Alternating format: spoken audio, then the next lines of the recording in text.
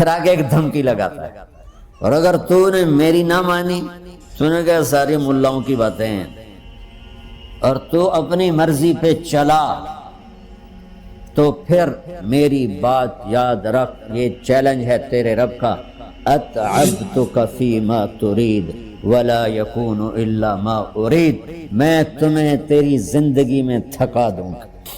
کہ جنہوں نے اتنے گناہ کیے ہیں کہ ان کا جسم گناہوں میں ڈوب گیا ہے، وہ نظر ہی نہیں آتا، صرف اوپر گناہ ہی گناہ نظر آ رہا ہے، نافرمانیاں نظر آ رہی ہیں، ان کا اپنا وجود اس میں نظر ہی نہیں آ رہا۔ اللہ کہہ رہا ہے یا عبادی، اور تسی بھی میرے ہی ہو، آ جاؤ آ جاؤ۔ بتاؤ ایسے مہربان رب سے بغاوت کرنا ہے کوئی غیرت کی بات؟ چند روزہ زندگی کے پیچھے، چند ٹکوں کے پیچھے، چند پیسوں کے پیچھے، بھائیو اللہ ایک ذہن بناتا ہے کہ تم جہاں بھی ہو اللہ کی طاقت کے نیچے ہو، اللہ کے سائے کے نیچے ہو، اللہ کی قدرت سے باہر نہیں ہو۔ قل ارأيتم ان جعل الله عليكم الليل سرمدا الى يوم القيامة من اله غير الله ياتيكم بضياء افلا تسمعون، مجھے بتاؤ اگر میں رات کو کھڑا کر دوں، اللہ اکبر، اور سورج کو نکلنے نہ دوں، تو کوئی ہے جو رات ختم کر سکے؟ کوئی ہے جو سورج کو لا سکے؟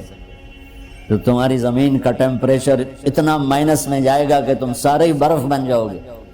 پھر اللہ کہتا قل ارأیتم ان جعل اللہ علیکم النہار سرمدا الی یوم القیامہ من الہ غیر اللہ یاتیکم بلیل تسکنون فیہ افلا تبصرون، مجھے بتاؤ اگر میں دن کو کھڑا کر دوں، آسمان کے وسط میں سینٹر میں سورج کو کھڑا کر دوں، اسے ڈوبنے نہ دوں، کوئی ہے تیرے رب کے سوا جو اس کو لے جائے اور جا کے وہاں غروب کر دے؟ اس طرح اللہ ذہن سازی کرتا ہے۔ اگر سورج ڈوبے نہیں تو چند دن میں ساری زمین کو آگ لگ جائے گی، چند دن وہ نکلے نہیں تو زمین فریز ہو کے پوری کی پوری فریزر بن جائے گی، ہم بھی اس میں برف بنے پڑے ہوں، اور اگر وہ ڈوبے نہیں تو پوری دنیا کو آگ لگ جائے گی۔ تو اللہ تعالیٰ اس طرح قرآن کی آیات اور واقعات سے بھائیو ایک ذہن بناتا ہے کہ یہاں وہ ہوتا ہے جو اللہ چاہتا ہے، اور تم کہتے ہو ساڈا بھی پورا ہوئے، تو آگے اللہ تعالیٰ ایک ڈیل کرتا ہے، کہتا ہے بڑا سوکھا کام ہے، کوئی مسئلہ ہی نہیں، فَإِن سَلَّمْتَ لِي فِي مَا أُرِيد، یہ میں نے جملہ ابھی نہیں پڑھا تھا، اب پڑھ رہا ہوں، فَإِن سَلَّمْتَ لِي فِي مَا أُرِيد كَفَيْتُكَ فِي مَا تُرِيد، میرے بندے تم گلاسگو میں، ڈنڈی میں، ایڈمبرا میں، مدرول میں رہتے ہو، یا مدینے میں، یا مکے میں، یا جدے میں، تم یہاں اس چند روزہ زندگی میں وہ کر دو جو میں چاہتا ہوں، یہاں وہ کر دو جو میں چاہتا ہوں، اس کے پیچھے نہ بھاگو جو تم چاہتے ہو، تم یہاں وہ کرو جو میں چاہتا ہوں، تو کیا ہوگا؟ کفیتک فیما ترید، میں تیری ہر چاہت پوری کر دوں گا، تیری ہر چاہت پوری۔ یہیں سے دیکھو ہم اپنی مرضی پوری کیوں کرتے ہیں؟ سیٹسفیکشن کے لیے، اور آج جیسی دنیا ڈپریشن کا شکار ہے کبھی نہیں ہوئی۔ ساری دنیا میں جو دوا سب سے زیادہ بک رہی ہے وہ ڈپریشن کی، پوری دنیا، شاید افریقہ دے جنگل چھڑ کے پوری دنیا میں سب سے زیادہ جو دوا بک رہی ہے وہ ہے ڈپریشن کی۔ جب ہر چاہا پورا ہو رہا ہو پھر ڈپریشن کیوں ہے؟ کہ سسٹم اوپر سے چل رہا ہے، نیچے نہیں۔ کیا لطف انجمن کا جب دل ہی بجھ گیا ہو، اللہ دل کو کی خوشیاں نکال لے تو دنیا کی کوئی رونق اللہ کی قسم آپ کو خوشیاں نہیں دے سکتی، اور اللہ دل میں خوشیاں بھر دے تو موت کو بھی ہنستے ہوئے گلے لگاؤ۔ میرے نبی کے نواسے نے کربلا میں کس خوشی سے موت کو گلے لگایا، کس خوشی سے اولاد کو ذبح کروایا، کس خوشی سے سر کو نیزے پہ چڑھوایا. تو اللہ تعالیٰ ہم سے ایک ڈیل کرتا ہے، فَإِن سَلَّمْتَ لِي فِي مَا أُرِيد. چند دن ہیں زندگی کی، اس میں وہ کر دو جو تیرا رب کہہ رہا ہے. اور اللہ کی قسم اللہ ہر وہ شے کہتا ہے جو میرے لیے مفید ہے، اور اللہ کی قسم اللہ ہر اس شے سے روکتا ہے جو میرے لیے نقصان دہ ہے. تو پھر اللہ کہتا ہے کفیتک فی ما ترید، جو چاہو گے کر دوں گا. یہیں سے شروع کر دوں. پھر آگے ایک دھمکی لگاتا ہے، فَإِن لَّمْ تُسَلِّمْ لِي فِي مَا أُرِيدُ. اور اگر تو نے میری نہ مانی، تو نے کہا ساری ملاؤں کی باتیں ہیں، اور تو اپنی مرضی پہ چلا، تو پھر میری بات یاد رکھ. یہ چیلنج ہے تیرے رب کا، اتعبتک فی ما ترید ولا یکون الا ما ارید. میں تمہیں تیری زندگی میں تھکا دوں گا، جس کو آج ڈپریشن کہتے ہیں. میں تجھے تیری زندگی میں تھکا دوں گا، تیری خواہشات پوری کر کے بھی تجھے رلا دوں گا، اور پھر آخر میں ہوگا وہ جو تیرا رب چاہتا ہے. تو اس تھوڑی سی زندگی میں کیوں نہیں وہ کر لیتے ہو جو وہ کہہ رہا ہے. وہ میرا رب ہے، میرا باس. میرا رب باس کو صرف آرڈر دینے آتے ہیں، کیونکہ وہ خالق نہیں. اس نے مجھے بنایا ہے، وہ مجھ سے پیار کرتا ہے. کل ہی غالباً وہاں بلیک برن کے بیان میں یہ حدیث میں نے بیان کی کہ ابن آدم انی لک محب، آدم کی اولاد میں تم سے پیار کرتا ہوں. فبحقی علیک کلی محبا، ارے تمہیں میری قسم تم بھی تو مجھ سے پیار کرو. ہم کسی سے ناراض ہو جائیں، بیٹے سے، بیٹی سے، بیوی سے، بھائی سے، نوکر سے ناراض ہو جائیں. ہمارے لہجے میں سختی آتی کہ نہیں آتی؟ بولو. ہاں؟ ایک ہی بیٹا ہو لیکن وہ آپ کی مرضی منشا کے خلاف اوور چلا جائے تو آپ ہی کا لہجہ اس کے لیے شدید ہو جائے. ماں کا ایک ہی بیٹا ہو، اس کا لہجہ بھی اس کے لیے شدید ہو جائے. اور یہاں تو نوکر سسٹم ہے نہیں، ہمارے ہاں تو نوکر سسٹم ہے تو ان کی عزت ان کے ہاتھ میں پکڑا دیتا.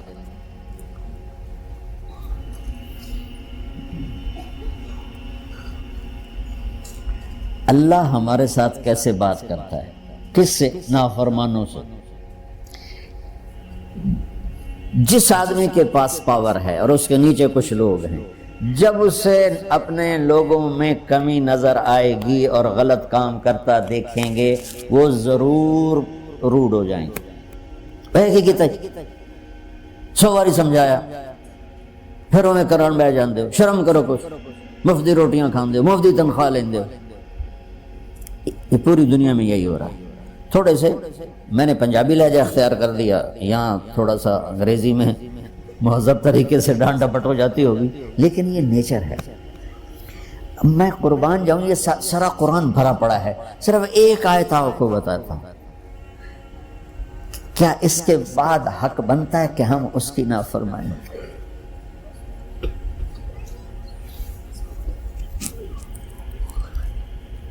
کچھ لوگ ہیں جن کے بارے میں اللہ کہتا خلطوا عملا صالحا وآخر سیئا. میرے کچھ بندے ایسے ہیں کبھی نیکی بھی کر لیتے ہیں، کبھی گناہ بھی کر لیتے ہیں. یہ اللہ تعالیٰ قرآن میں خود بتا رہا ہے کہ میرے کچھ بندے ایسے ہیں، کبھی بڑے نمازی بن جاتے ہیں، کبھی مسجد کا راستہ ہی بھول جاتے ہیں.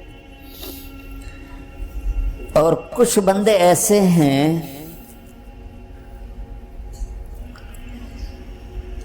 جنہوں نے جب سے آنکھ کھولی ہے اس دن سے لے کر آج تک ایک کام اللہ کو راضی کرنے والا نہیں کیا. ایسوں سے بھی دنیا بھری پڑی ہے. اور ایک بہت بڑا دنیا کا طبقہ ہے جو اللہ کو جانتا ہی نہیں ہے، جانتا ہے تو غلط طریقے سے جانتا ہے. اور ایک بہت بڑا طبقہ ہے جو اللہ کو مانتا ہی نہیں، کہ ہے ہی کوئی نہیں، ایتھیسٹ ہوں میں ایتھیسٹ ہوں. تو میرے بھائیو، میں اللہ کی قسم کھا کے کہہ رہا ہوں کس محبت سے اللہ نے ان لوگوں کو پکارا ہے، کاش میں آپ کو اس کی وضاحت کر سکوں۔ یا عبادی الذین اسرفوا علی انفسہم،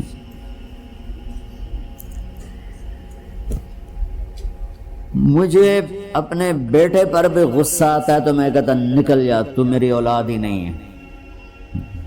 میں دین سیکھنے جانا چاہتا تھا، میرے والد رحمۃ اللہ علیہ مجھے ڈاکٹر بنانا چاہتے تھے، میں اس سے بہتر راستہ اختیار کر رہا تھا، لیکن میرے باپ کی مرضی نہیں تھی، تو انہوں نے مجھے فرمایا جی تو مولوی بننا ہے تو میرے گھر ہی چوں نکل جا۔ میرے کانوں میں وہ الفاظ آج بھی گونج رہے ہیں۔ وہ میرے خالق نہیں تھے، میرے والد تھے، خالق تو میرا اللہ ہے، اور میں اللہ کی فرمان برداری کا ایک کام نہیں کرتا ہوں، اللہ کی فرمان برداری کا ایک کام نہیں کرتی مرد عورت، ٹھیک؟ تو اللہ کو غصہ اس حساب سے آنا چاہیے کہ بدبخت ہو، بے غیرت ہو، شرم نہیں آتی تنوں ڈوب کے مر جاؤ، میں قربان جاؤں۔ اللہ کہتا ہے یا عبادی، او میرے بندو۔ یہ پتہ کن کو کہہ رہا ہے؟ جو تبلیغ کرتے ہیں، جو علم پڑھتے ہیں، جو یہ بچے کی طرح مصلی پہ نماز پڑھاتے ہیں، جو میری طرح ممبر پہ بیٹھ کے دین بیان کرتے ہیں، جو راتوں کو اٹھ کے تہجد پڑھتے ہیں۔ میرے بندو، آپ نے دیکھا وہ شہد ایک دھار بناتا ہے، ٹپکتا ہوا نیچے آتا ہے نا۔ اللہ کی قسم اس آیت سے اللہ کی محبت کا شہد یوں نکلتا نظر آتا ہے۔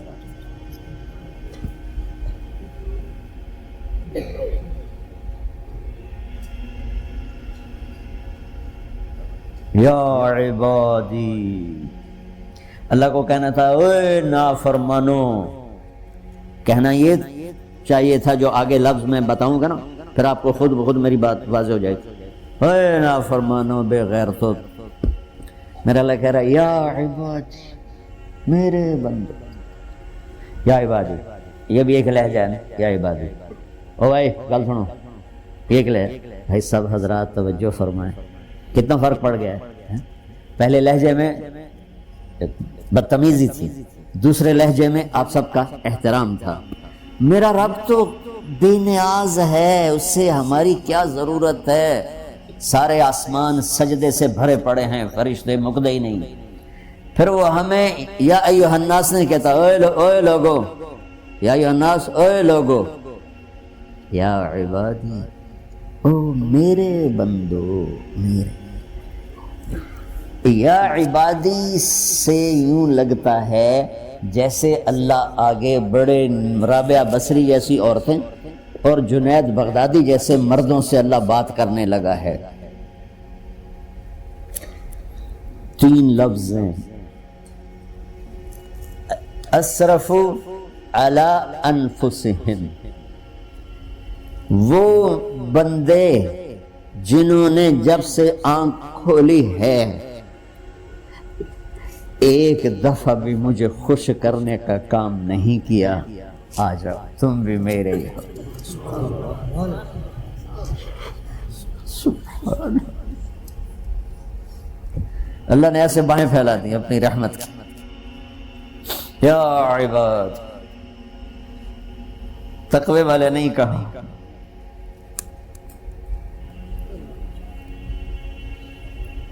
روزے والے نہیں کہا، پردے والی عورتوں کو نہیں کہا، حلال کمانے والے، تہجد پڑھنے والے، علم پڑھنے والے۔ اعلیٰ کا مطلب یہاں بہت طاقتور ہے، عربی کے حرفوں کا بھی مطلب ہوتا ہے۔ اعلیٰ کا یہاں مطلب ہے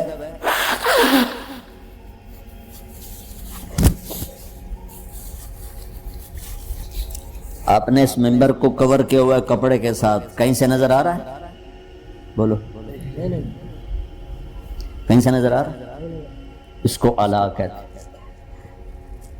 اللہ کیا کہہ رہا ہے کہ جنہوں نے اتنے گناہ کیے ہیں کہ ان کا جسم گناہوں میں ڈوب گیا ہے، وہ نظر ہی نہیں آتا، صرف اوپر گناہ ہی گناہ نظر آ رہا ہے۔ نافرمانیاں نظر آ رہی ہیں، ان کا اپنا وجود اس میں نظر ہی نہیں آ رہا۔ اللہ کہہ رہا ہے یا عبادی، اور تسی بھی میرے ہی ہو، آ جاؤ آ جاؤ۔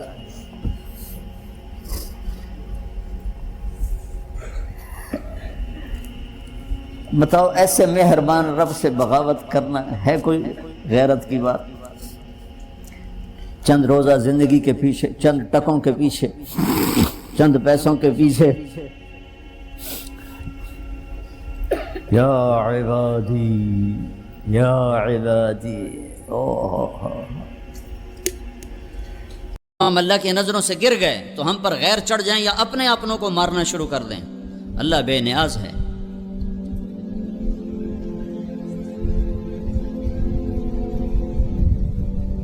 جب ہائے ہائے، کبھی ہم بھی تم میں بھی چاہت تھی، کبھی ہم بھی تم میں بھی راہ تھی، کبھی ہم بھی تم بھی تھے آشنا، تمہیں یاد ہو کہ نہ یاد ہو۔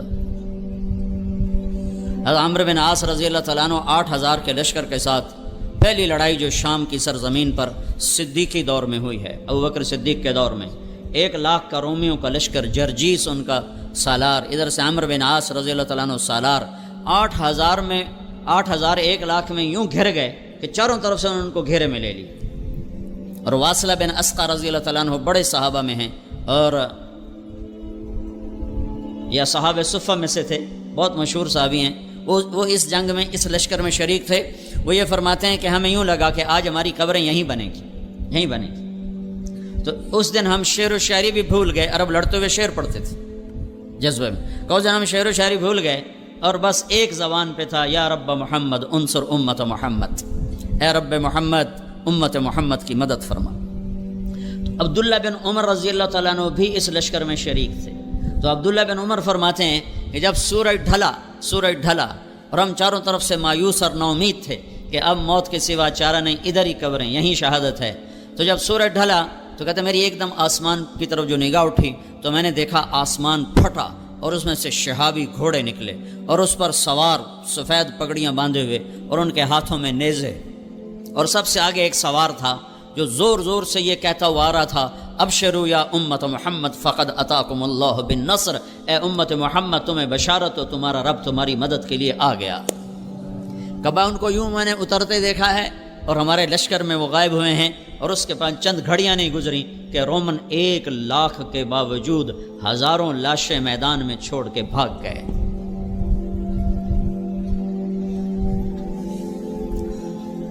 اچھا مسلمان 22 گھنٹے اخلاق والا کون سی حکومت بنائے گی؟ طاقت سے نہیں، طاقت سے تو ہم نماز نہیں پڑھا سکتے، بے وضو نماز۔ مجھے مدینہ میں ایک نوجوان ملا، میرے سامنے بیٹھ کے ہچکیاں مار کے رونے لگا کہ میں 10 برس سے مدینہ میں بغیر وضو کے نماز پڑھتا رہا، مسجد نبوی میں جہاں لوگ لاکھوں روپے خرچ کر کے نماز پڑھنے جاتے ہیں، کہ میں بے وضو یہاں نماز پڑھتا رہا ہوں، کہ میں نماز سعودی حکومت کی پڑھتا تھا، اللہ کی نہیں پڑھتا تھا۔ میں نے تمہاری کیسٹ سنی تو میں نے توبہ کی ہے، تو میں اس وقت سے تمہاری تلاش میں تھا کہ یہ بندہ مجھے کہیں سے ملے، تو میں اس سے پوچھوں میری بخشش ہو سکتی ہے کہ 10 برس میں نے مدینے میں بغیر وضو کے نماز پڑھی۔ انبیاء علیہ السلام ایک محنت لے کر آتے ہیں، وہ محنت کیا ہے؟ وہ محنت کیا ہے؟ وہ اللہ نے خود بتا دی ہے، قل اے میرے نبی کہو، قل کہو۔ قرآن میں کوئی 334 دفعہ آیا ہے قل، اور ہر قل کے بعد کوئی بڑی طاقتور شے بیان ہوئی ہے۔ تو نبیوں والے طرز پر کام کریں گے لوگ، ہر ایک انفرادی طور پر۔ ہسپتال میں کوئی چھو منتر نہیں، ہاں بھائی چھو سارا ٹھیک ہو جاؤ، ہر مریض کو خود الگ دوا کھانی پڑتی کہ نہیں؟ لیکن یہ پاکستان ہے، ہمارے پیرو وال کا ایک سپاہی تھا، سپاہی وہ دی لاٹری نکل آئی، وہ پیر سپاہی بن گیا۔ اس نے کچھ لوگ ہائر کیے کہ ویکھو جی میں بالکل انا ہوں، پیر سپاہی دا دم کیتا پانی اکھیں پہتا ہے، میں ٹھیک ہو گیا۔ اس طرح اس نے 150 کو ایسا دماغ، 150 آدمی اس نے مرید بنا لی، ان کو پیسے پوسے دے، میں لولا ہوں، میں پیر سپاہی دا دم کیتا پانی اتنے سڑیا تھا، میں ٹھیک ہو گیا۔ اس کی جو یہ تو مارکیٹنگ ہے نا، فن ہے مارکیٹنگ، تبلیغ بھی مارکیٹنگ ہے، اللہ رسول کے خریدار بنا دو لوگوں کو۔ اب وہ اتنا بڑا مجمع اس کے سامنے کھڑا ہوتا تھا، ہاں بھائی اپنی بوتلیں دے ڈھکن کھول لو، ٹھک ٹھک ٹھک ٹھک ڈھکن کھلتے شو، وہ شروع ہو جاتا، چلو بھائی سارے نو شفا ہوگی، دم میرا اب پڑ گیا۔ یہاں تو پیر سپاہی بھی چل جاتے ہیں۔ کوئی ایسا دم نہیں ہے جو کسی کے اوپر کرو اور سارا معاشرہ متقی بن جائے، پرہیزگار بن جائے۔ کوئی ایسا دم نہیں ہے کہ ٹیچر اپنے شاگردوں پر پھونکے اور سارے اعلیٰ نمبروں پر پاس ہو جائیں۔ ہر فرد کو تزکیہ کی محنت کرنی پڑے گی، تب جا کر وہ ایک صحیح انسان، کامیاب انسان بنے گا۔ قل کہہ دے میرے محبوب فیصل آباد میں پڑھنے والے نوجوانوں کو، ہذہ سبیلی ادعو الی اللہ علی بصیرۃ انا ومن اتبعنی وسبحان اللہ وما انا من المشرکین۔ یہ وہ گر ہے جہاں سے اگر آپ کام شروع کرو گے تو آپ کا بھی تزکیہ ہوگا، میرا بھی ہوگا، جن کے پاس جاؤ گے ان کا بھی ہوگا، اور جب ایک ایک فرد انسان بنے گا تو اس پر ایک انسانی معاشرہ بنے گا، اس پر اللہ کی رحمت اترے گی۔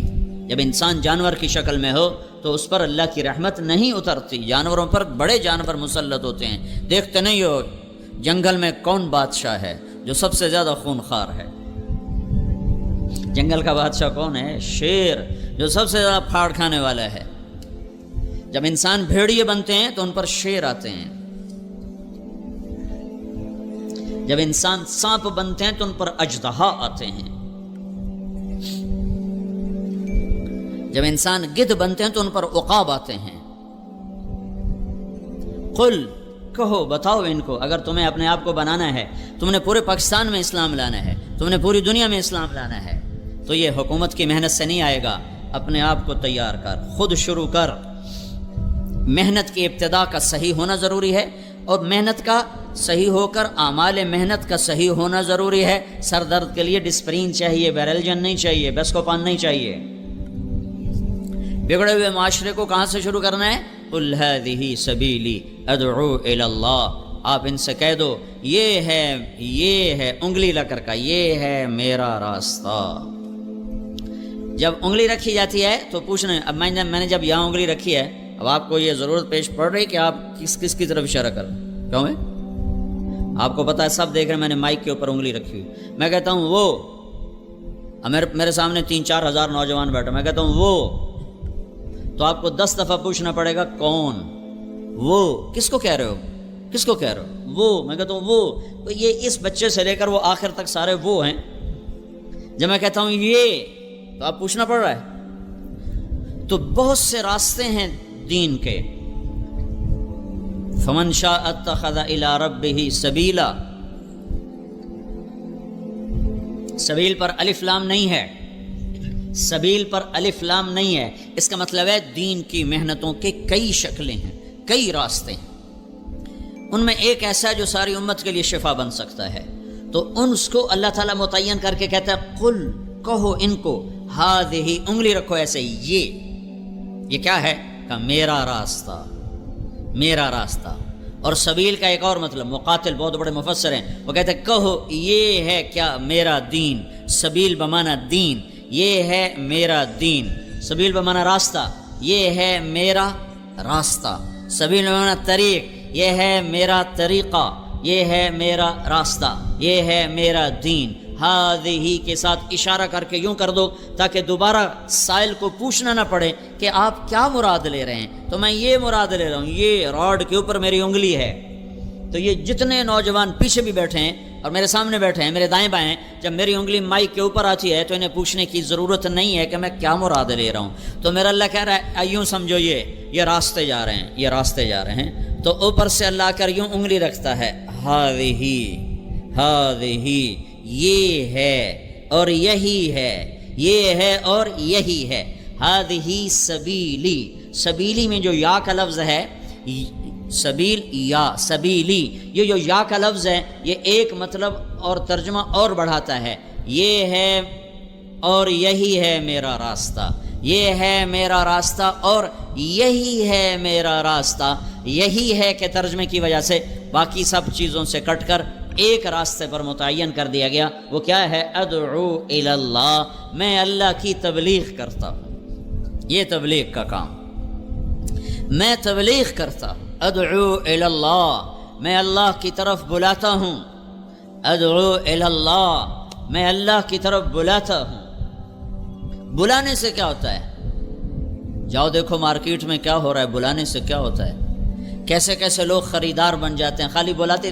پیپسی والوں نے کبھی پکڑ کے آپ کو پیپسی بیچی ہے؟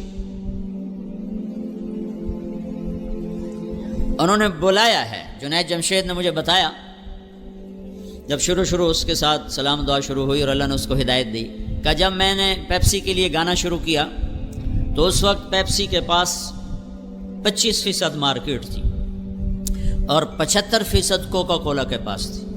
تو میں نے پیپسی کے لیے گانا شروع کیا تو 1 سال کے اندر 75% مارکیٹ پیپسی کے پاس چلی گئی اور 25% کوکا کولا کے پاس رہ گئی۔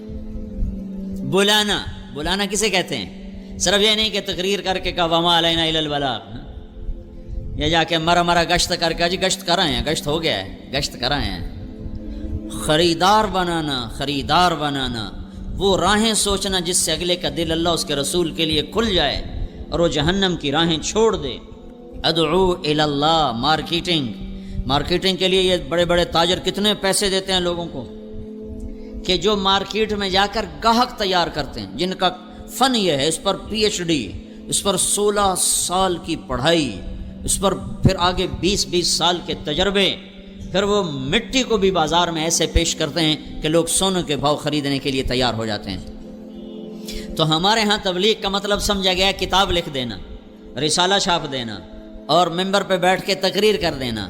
یہ اجزاء ہیں، یہ تعلیمی چیزیں ہیں۔ تبلیغ کا مطلب آج کی زبان میں مارکیٹنگ، IT، انفارمیشن ٹیکنالوجی، لوگوں کو ایسے خبر دینا کہ وہ آپ کی خبر کو ماننے پر تیار ہو جائیں اور آپ کی خبر پر بات پر لبیک کہہ اٹھیں۔ قل هذه سبیلی، ان سے کہو یہ ہے میرا راستہ اور یہی ہے میرا راستہ۔ ادعو الی اللہ، میں اللہ کی تبلیغ کرتا ہوں۔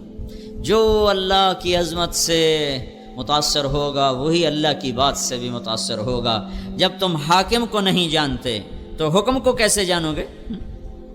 تمہیں حاکم کی طاقت کا پتہ ہی نہیں تو تم حکم مان سکتے ہو؟ آج حکومت پاکستان کے قانون کا کیوں گلی گلی میں مذاق اڑایا جا رہا ہے کہ حکومت کے پاکستان، حکومت کے نام پر بندروں کا ناچ ہے کہ ان کے پاس ہے ہی کچھ نہیں۔ جب حاکم کی عظمت نکلتی ہے تو حکم کی عظمت نکل جاتی۔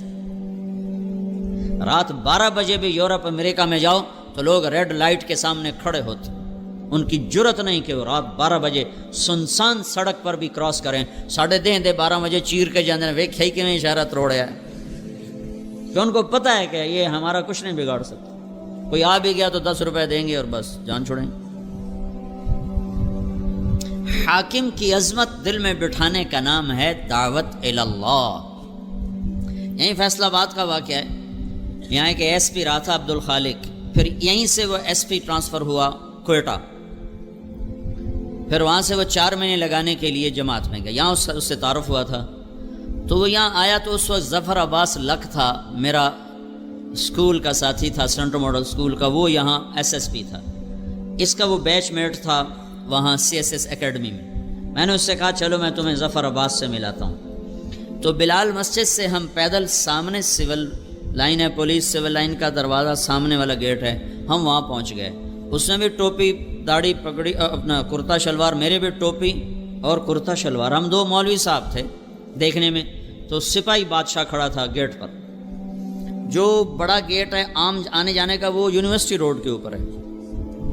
تو عبد الخالق نے اس سے کہا بھائی صاحب دروازہ تو کھولنا، تو وہ یوں کھڑا تھا، کہنے لگا تو آؤ۔ اسے کیا خبر سامنے SP کھڑا ہوا ہے، اسے کہا صوفی صاحب کھلوتا ہے اس میرا کی کر لینا۔ اس نے پھر کہا بھائی تیری بڑی مہربانی دروازہ کھول دے۔ کہا صوفی صاحب تسی سنیا نہیں، تو آؤ، پھر ایسے ہو گیا۔ پھر اس نے کہا بھائی گرمی بہت ہے، وہ ذرا فاصلہ تھا، گرمی بہت ہے وہ دور ہے تو یہی دروازہ کھول دے تیری مہربانی ہوگی۔ صوفی صاحب اچھا سن دے ہو تسی لگتا ہے، اے گیٹ بند ہے، چابی میرے کو کوئی نہیں، اب دیکھو تالا لگ گیا۔ پھر وہ بیچارہ مجبور ہو گیا، انہوں نے کہا بھائی میرا نام عبد الخالق ہے۔ اس نے کہا سار وہی حال ہو گئی، وہ چابی کڈی کمبدے ہتھاں نال تے انجن کر کے کھولی جاوے تو ہوں وہ ٹنگا بھی کمبن اگا میں ٹورے پچھا میں ٹورے سر سر میں کہا عبد الخالق آج تیری برکت نہ لے گل بڑی سمجھ آئی کہ جب تک حاکم کی عظمت نہ ہو حکم کی عظمت نہیں آ سکتی. یہ جب تمہیں صوفی صاحب سمجھ رہا تھا کہہ رہا تھا اتوں آؤ، جب اس نے دیکھا کہ یہ تو ایس پی ہے مجھے تو خالی معطل نہیں نوکری سے نکال سکتا ہے، تو پھر یہ کہنے لگا سر سر آج ساری امت نے اللہ کو جو سپاہی ایس پی کو درجہ دیتا ہے نا وہ درجہ نہیں دیا ہوگا، ورنہ یہ 95% نوجوان بے نمازی، یہ نمازیں چھوڑتے کالج میں رہتے ہوئے، یہ روزے چھوڑتے، ان کے ہاسٹل میں میوزک بجتا زور زور سے، بجائے ہاسٹل میں قرآن کی آواز آئے سارے ہاسٹل میں میوزک کے سر تال ایسے گونج رہے ہوتے ہیں. میں اس دور سے گزرا ہوں، ان وادیوں سے گزرا ہوں. میں تو خود گانے والا تھا گورنمنٹ کالج لاہور کا. تو اگر یہ اللہ کو پہچانتے تو پھر یہ نماز چھوڑتے، یہ میوزک سنتے زور زور سے، یہ آپس میں دشمنیاں پالتے. تمہیں سیاست دانوں نے کیسے بے وقوف بنایا کہ اپنی سیاست چمکانے کے لیے تمہاری دشمنیاں ڈالتے. پوری دنیا میں کہیں طلبہ سیاست میں ملوث نہیں، پوری دنیا میں. اللہ گورنر امیر محمد خان کی قبر کو ٹھنڈا کرے، جیسا بھی تھا جابر آدمی تھا، ظالم تھا، تو مسلمان کے لیے دعا تو کی جا سکتی ہے، پر اس نے ایک دفعہ پورے ملک میں امن قائم کر دیا تھا. وہ پہلا گورنر تھا جس نے ساری سیاسی سرگرمیوں پر لڑکوں کی پابندی لگا دی کہ تم پڑھنے آئے ہو کہ سیاست کرنے آئے. یہ تو ان ظالم سیاستدانوں نے تمہیں بے وقوف بنایا. تمہیں مسلم لیگ سے کیا لگے، تمہیں پیپل پارٹی سے کیا لگے، تمہیں ان سیاسی جماعتوں سے کیا لگی. یاد رکھنا میری بات، جب تک علم والے نہیں بنو گے تم غیروں کے غلام رہو گے. جب تک تم علم صرف ڈگری کے لیے پڑھو گے کہ ڈگری چاہیے سانو روٹی لبے باویں سانو عمدہ ککھ بھی نہ ہوئے، تو تم ہمیشہ غیروں کے آگے ہاتھ پھیلاؤ.